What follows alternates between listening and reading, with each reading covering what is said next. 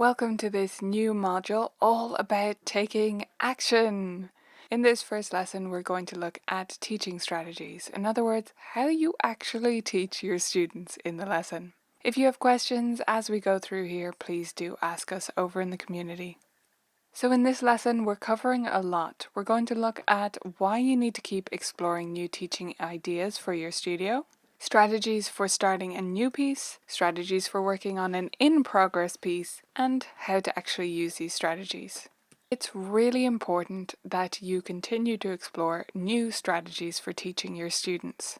These new strategies are not just about being better as a teacher, it's about you feeling fresh about your teaching, because that will come through in your enthusiasm to your students. They'll notice the difference if you're bored of the way you're teaching something, even if it's an effective strategy. Your students always feel your enthusiasm or lack thereof in your lessons. As we work through here though, remember to add just one at a time. I'm about to throw 19 different strategies at you, and it's not to overwhelm you, it's to give you options that you can come back to again and again. So just do one at a time. Take this overview and then at the end you'll pick out one. Let's look first at how you can start a new piece with your student. The first and simplest in many ways is to get them to sight read it. This is where we just open up a piece and basically say, let's go, or play this. This should not be the norm. Most of the time we need to do preparatory steps in order to prepare our students for the piece. But done occasionally, and maybe a little bit more as you go forward in studies, it develops independent. Just make sure to choose these pieces very carefully so that your students feel competent and safe to try things. They should feel secure that they know you're not going to steer them the wrong direction or give them something that's too hard.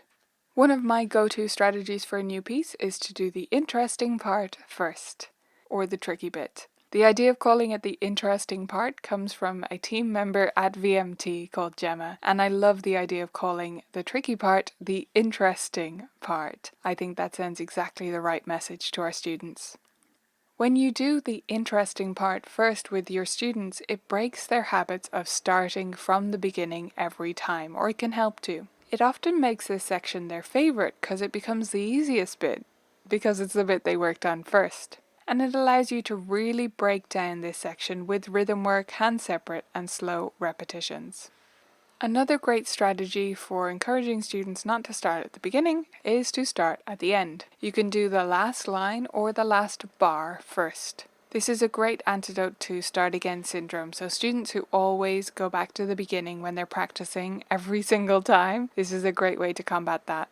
It helps students to think differently about their music, about their piece, and it builds great reading skills as they can't really use their ears to play. Now, sometimes it's fine to use your oral memory and use your inner ear to be able to play something, but if you can't use it, it definitely does make you read more. A go-to strategy for many people is to play hands separately first. Left hand, right hand together, and possibly even practice that way for a week or two at a time before playing hands together. This is not my favorite. It was until my third teacher when I finally was asked to play hands together straight away. My first two teachers didn't really ask me to do that, and I do think it was to my detriment, because when I got to that third teacher, that was a really intimidating idea to play hands together right from the start. But it's a very useful way to play. I believe hand separate work should be used sparingly, therefore, so that we develop fluent readers who are confident playing with both hands. Graham Fitch's Triple S is a great structure in general for practice, and I believe the order should be slowly, sections, then separately. By which I mean, if something is too hard to play, you should make it slower first, and then you should split it up into sections, and then, and only then, maybe you should do it separately. I'm not actually sure if that's the order that Graham said originally, but that's the order I believe it should go in. So, in other words, try other things first, and then use this as a backup plan when you need to. Another way to introduce a piece is to actually demonstrate it first for your student. If you are going to demonstrate for them, make sure to give specific listening instructions before you start. Be careful with this strategy with students who have a strong oral memory.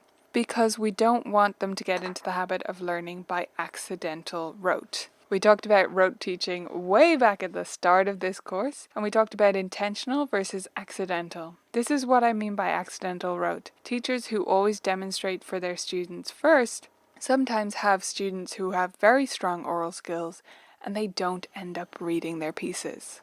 However, this is great for inspiring students and showing what good technique can do to bring a piece to life. Always, always give them something to listen for before you start. So for example, you don't just say, okay, I'm going to play a piece and I want you to tell me what you think. You tell them you're going to play a piece and you say that you want them to tell you about the dynamics. Or I'm going to play a piece and when I'm finished, I want you to tell me how many times the first part is repeated. One of my other favorites in my studio is to do the rhythm first. So you can clap it, or ideally you can tap it with both hands. This really puts the focus and the priority on the rhythm in students' minds, and it helps them to see that you value these things above all else. Tapping with both hands while counting is best, so tapping the left hand with the left hand and the right hand with the right hand. If you want to take this a step further or have an intermediate step before they play the piece, a great idea is to play it on any two notes. So you tap it with both hands on a hard surface or on your legs, and then you have them play it on any two notes, so say G in each hand, and they play it just the way they tapped it while counting. If a student is really struggling with rhythm, I will do something that I internally call rhythm rehab, where I do this for all their pieces. They have to tap every piece before they play it, including not new pieces, by the way. You can also get students to identify all of the intervals in their piece before they play it. So they just go through and they point and they say the intervals of their whole piece. This puts the focus and priority on patterns and is great for struggling readers. You can either have them say just the interval, so third, or you can include the direction too, like saying third up, fifth down, second up, etc., etc. If students are struggling with this or they need more reading help in general, add color to the music. Use lines for melodic intervals and circles for harmonic intervals. That would look something like this. A strategy that I believe is really underutilized is sight singing pieces before you play them. They can sing these in solfa or just using a neutral syllable. So you can sing do do do do do or solfa. Or you can get them to hum or kazoo. This helps to build audiation and their singing skills, and it helps them to think through the melody. Even if they get it wrong, they are thinking about which direction it goes and what it might sound like. And over time, even if you don't correct them, which I wouldn't recommend you do, they will adjust and get better at this. So those were 8 great strategies for working on a new piece. But what about pieces you're continuing to work on for a second or third or 10th week? A great way to work on them is to double up with your student. So this is where you play at the same time as your student in a different octave on the same piano or on a second piano exactly in unison. This gives students confidence that they're playing the right thing if they are. It helps to fine-tune their rhythm and allows them to pick up movements and technique that you're using by osmosis. A similar strategy is to echo the piece. This is where you play a section, it could be a bar or 2 bars or a line, and then they play it after you. This is great for working on stubborn stains, bits of pieces that students have learnt wrong, learnt incorrectly, and are taking a while to fix. It also helps to improve their rhythm performance and highlights issues that you might want to flag in your mind and address in a different way. It's another great opportunity for osmosis too. Relay is where you alternate something with your student. So you play the first bar, they play the second. Or you play the first line, they play the second. Or you play one phrase and they play the next phrase, and back and forth. This is great for building up active listening skills with your students, and encouraging them to make it sound like one person is a great way to build teamwork between the two of you. It allows them to absorb the details of your playing without you correcting them in any way, and it helps to develop a really strong sense of pulse since they need to come in bang on time. Brain sync is a wonderful variation that was developed by a member called Laurie. So this is where we alternate at random points. So you tell your student, I'm going to start playing, and at some point I'll stop and I want you to pick up on the next note. And you continue doing this back and forth. They can stop wherever they like to throughout the whole piece. This is great for building active listening, really active, and great attention, because if they stray even for a second, they're not going to come in on time. They need really solid rhythm skills to be successful at this, and they love testing out the teacher, so stopping at weird spots where you need to pick up in the middle. So make sure you are paying attention too. This is a great challenge for you and your students to rise to. Singing along with your students' pieces is a very simple and effective way to correct them. This is where you sing while your student plays, so you can sing just like them, do, or solfa, or silly words you made up yourself, or real lyrics that are written in on the music. It's a great gentle way to correct note errors, pitch errors in your students' playing. It encourages them to listen while they're playing, so it's taking them out of their fingers and into their ears because you're bringing them back into the environment. It also can provide security and assurance that they're playing the right thing, which can be helpful for those students who tend to turn around and look at you to check if something's right. If you're singing along, they can tell whether they're playing it correctly or not. Another fun strategy is to get your student to spot the difference. This is where you demonstrate the right way and the wrong way, and they need to tell you what's the difference between them. It's a fun way to correct them, and it's playful, and they love being your teacher. This is also an opportunity for them to think differently about their playing, and it tends to lead to stickier learning because they have to figure out what they did wrong or what they need to fix or adjust. So because they're doing that process of figuring it out, they're going to remember it better later.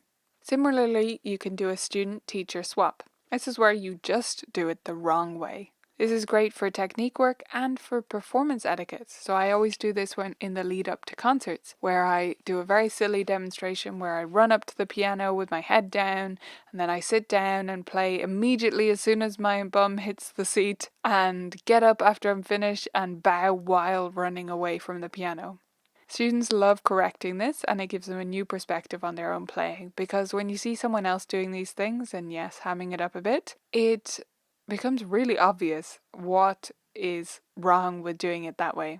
So make it as silly as possible. Really emphasize the difference so that it's fun and interactive and helps them to see.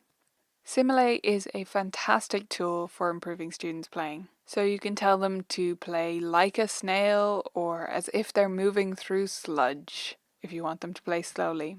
A few words in this way can communicate a great deal, and it doesn't feel like nagging in the way that play slower, repeated again and again can. They love hamming it up and really exaggerating the effect too. So when I tell them to play like a snail, they'll play crazy slow, and they think they're sort of playfully disobeying what I want or being, slightly annoying in a fun way.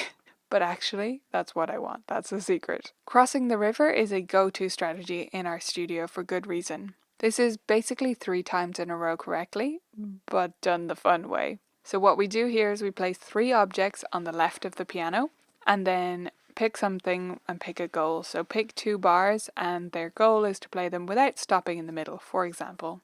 Every time they do that, they move one of the objects. We often use little hedgehogs in my studio, so they move a hedgehog over to the right side of the piano.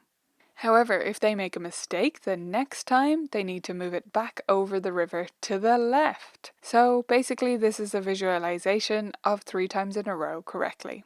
It's all about repetition, which we can't get away from in learning a music instrument. We have to get students to repeat things, and this makes it fun. The 3 objects can be something personal, or silly, or quirky, or interesting, and it gives them a visual representation of that 3 times in a row correctly.